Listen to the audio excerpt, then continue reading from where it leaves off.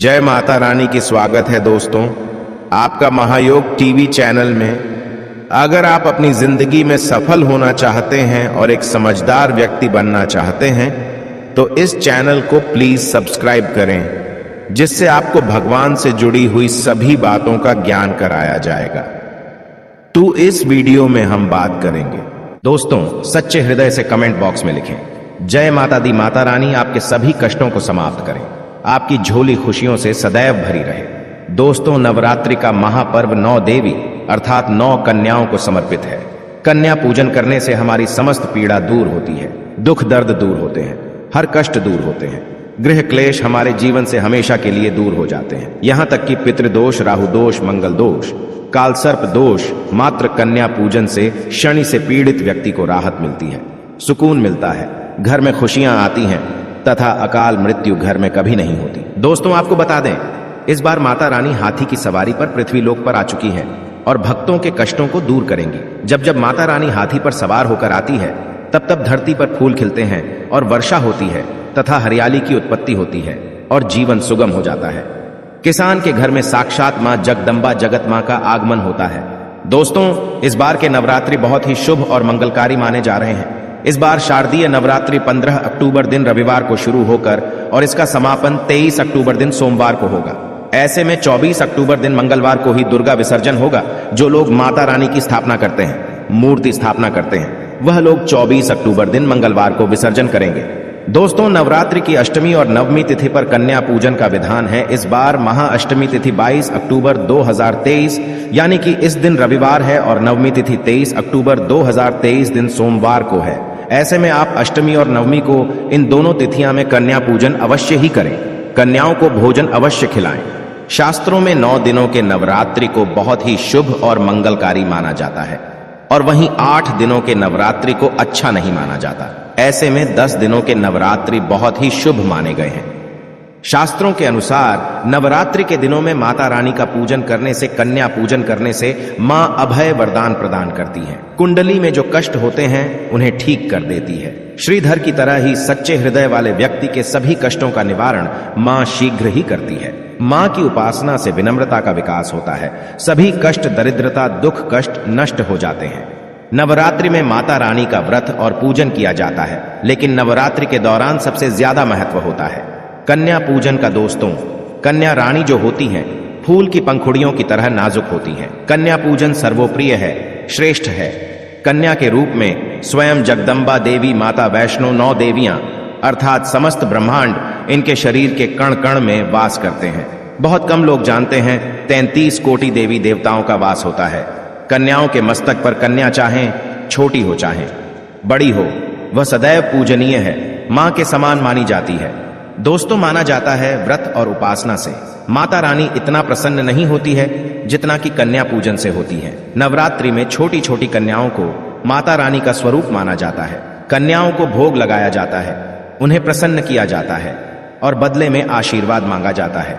कन्याओं को प्रसन्न करने के लिए गिफ्ट आदि उपहार वगैरह दिए जाते हैं। माना जाता है अगर कन्याओं को कोई भेंट दी जाए और वो उसे खुशी खुशी स्वीकार कर ले तो इसका मतलब है माता रानी अर्थात माता वैष्णो ने वो भेंट स्वीकार कर ली। जिन पर कन्याएं प्रसन्न होती हैं तो समझो उन्हें माता रानी का आशीर्वाद मिल गया और माता रानी की कृपा से उन्हें मुंह मांगा वरदान प्राप्त होता है। कन्या पूजन कोई मामूली पूजन नहीं होता। समस्त ब्रह्मांड में जो पूजा होती है उनसे बढ़कर कन्या पूजन को माना जाता है। 10 बार गंगा स्नान करने से और 100 बार यज्ञ करने से तथा 1000 बार यात्रा करने से जो पुण्य मिलता है वह मात्र 1 बार कन्या पूजन करने से करोड़ों गुना भक्त को मिल जाता है, प्राप्त हो जाता है। दोस्तों, इसीलिए कहा जाता है कि कन्याओं को सताना नहीं चाहिए, इससे समस्त ब्रह्मांड हिल जाता है। कन्याओं की जितनी सेवा की जाए कम ही होती है। कन्याएं कोई मामूली नहीं होती। कन्या के रूप में स्वयं उनके मस्तक पर विराजमान होकर स्वयं देवी चलकर आपके घर तक आती हैं। नवरात्रि में 2 साल से लेकर 10 साल तक की कन्या का पूजन होना चाहिए। अष्टमी अथवा नवमी को कन्याओं के पैर धोकर भोजन कराना, उपहार आदि देना श्रेष्ठ माना जाता है, दुर्लभ माना जाता है। ऐसा मौका कभी हाथों से नहीं जाने देना चाहिए। इस दिन जितना ज्यादा हो सके कन्याओं को हाथ पकड़कर, पैर पकड़कर अपने घर तक लेकर आएं। दोस्तों, वीडियो में आगे बढ़ने से पहले आप अपनी राशि भी कमेंट बॉक्स में जरूर डाल दीजिएगा। यदि हमारे पास कोई उपाय होगा तो वह आकर हम आपके कमेंट के रिप्लाई में बता देंगे। कोई भी राशि के अनुसार अगर उपाय करता है तो माता वैष्णो बड़ी प्रसन्न होती है और ऐश्वर्य धन प्रदान करती है, मालामाल बना देती है। इसीलिए राशि कमेंट में जरूर छोड़ें और हाँ, माता को एक लाइक जरूर करें।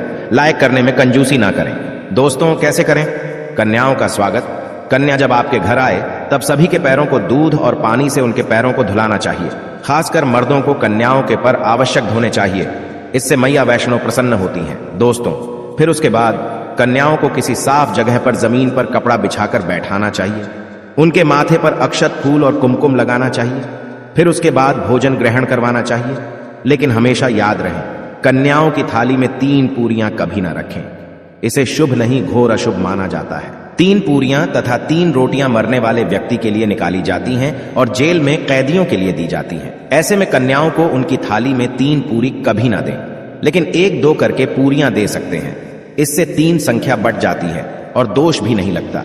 दोस्तों, कन्याओं को खाना खिलाने के बाद अंतिम में कन्याओं के सर पर लाल चुनरी उड़ाना चाहिए और भोजन में आपको खीर, पूरी, हलवा, चना तथा आलू की सब्जी, छोले वगैरह की सब्जी खिलानी चाहिए। पनीर आदि भी खिलाया जा सकता है। वैसे माता रानी का प्रिय भोजन खीर, हलवा, पूरी और छोले आदि ही हैं। लेकिन भूल से भी लहसुन और प्याज का इस्तेमाल कभी ना करें, अन्यथा अनर्थ हो जाएगा। अक्सर कई लोग कन्याओं को कुरकुरे का पैकेट, चिप्स वगैरह का पैकेट खिलाते हैं, जो कि घोर अनर्थ माना जाता है, क्योंकि इसमें लहसुन, प्याज का इस्तेमाल होता है, जिसके कारण आपका व्रत खंडित हो सकता है। मां दुर्गा क्रोधित हो सकती हैं। जहां आपने 9 दिनों तक लहसुन, प्याज का परहेज किया, लेकिन आपकी एक गलती पूरे व्रत को खंडित कर सकती है। इतना भी नादान नहीं बनना चाहिए कि माता रानी रूष्ट हो जाए और कन्याओं को भी अशुद्ध होना पड़े। कन्याओं को डब्बा बंद कोई भी ऐसी चीज ना खिलाएं जिसमें लहसुन, प्याज होता है। कई चीज तो ऐसी होती है मार्केट में जिसके अंदर लहसुन, प्याज का इस्तेमाल होता है। ऐसा आप कभी मत करना। दोस्तों, कई लोग कन्या पूजन में खाना घर पर नहीं बनाते और मार्केट से रेडीमेड लाकर ही खिलाते हैं तथा दही जलेबी खिलाते हैं, जो कि शुभ नहीं माना जाता। दोस्तों, ऐसा खाना वो लोग खिलाते हैं जिनके घर में मान लीजिए कोई दुर्घटना आदि हो गई है या घर में कोई बीमार है या कोई मुसीबत है, तब वो ऐसा करते हैं। लेकिन अगर आप स्वस्थ हैं, आपको कोई पीड़ा नहीं है, तो ऐसा भूलकर भी नहीं करना चाहिए।